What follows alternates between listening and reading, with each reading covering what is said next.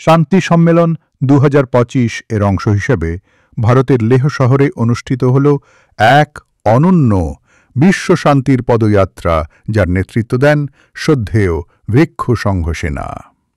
লেহের প্রধান ফটক থেকে মূল বাজার পর্যন্ত এই পদযাত্রায় অংশ নেন আন্তর্জাতিক প্রতিনিধি, শিক্ষার্থী, বিশ্ববিদ্যালয়ের শিক্ষক কর্মচারী, স্থানীয় বাসিন্দা এবং পর্যটকরা।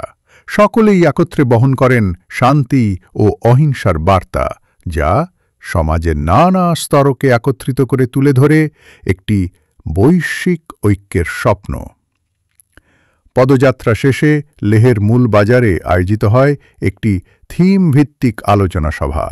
ভিক্ষু সংঘ সেনা তার বক্তব্যে বলেন, যখন বিশ্বজুড়ে সংঘাত যুদ্ধ চলমান, তখন শান্তি ও স্থিতিশীলতার জন্য সম্মিলিত পদক্ষেপ গ্রহণ করা সময়ের দাবি। তিনি মোস্ট ভেনারেবল ভিক্ষু বোধিয়ের ভিয়েতনামে অনুষ্ঠিত ভেসাক উদযাপনের মূল বক্তব্যের একটি অংশ তুলে ধরেন, যেখানে যুদ্ধবিরোধী সচেতনতা ও মানবিক সংহতির আহ্বান জানানো হয়। আলোচনা সভায় লাদাখের বিভিন্ন ধর্মীয় ও সামাজিক সংগঠনের নেতারা বক্তব্য রাখেন।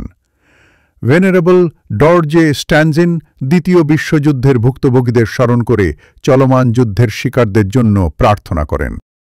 শ্রী জিগমেথ রাফটান শান্তির প্রচারে যুব সমাজের ভূমিকার কথা তুলে ধরেন।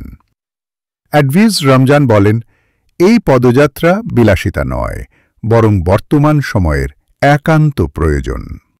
খ্রিস্টান, মুসলিম ও বৌদ্ধ সম্প্রদায়ের নেতারা পারমাণবিক অস্ত্রের বিরুদ্ধে ঐক্যবদ্ধ হওয়ার আহ্বান জানান। মিস সুমিতা দানা বলেন, শান্তি শুরু হয় আমাদের অন্তর থেকে। শেখ নাজির আহমেদ হিরোশিমা ও নাগাসাকির ভয়াবহতা স্মরণ করে পারমাণবিক যুদ্ধের বিরুদ্ধে সকল ধর্মের মানুষের ঐক্যের প্রয়োজনীয়তা তুলে ধরেন।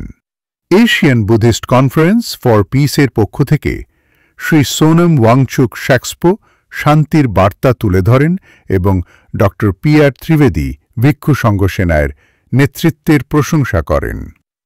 এই পদযাত্রা শুধু লাদাখের নানা সম্প্রদায়কে একত্রিত করেনি, বরং বিশ্বজুড়ে ছড়িয়ে দিয়েছে একটি শক্তিশালী বার্তা: শান্তি কেবল একটি আকাঙ্ক্ষা নয়, বরং মানবজাতির টিকে থাকা ও বিকাশের জন্য অপরিহার্য।